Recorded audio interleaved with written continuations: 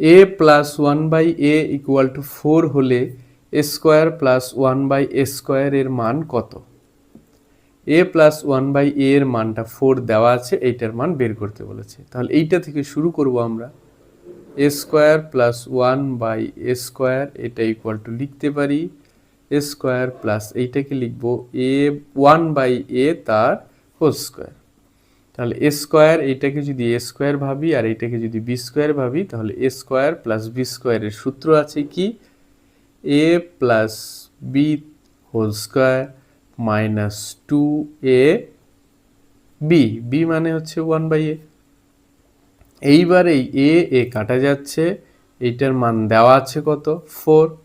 তাহলে 4 square minus 2, 4 square মানে 4 4 16 minus 2, 16 থেকে 2 গেলে 14। তাহলে এইটার মান কত বেরোলো? 14।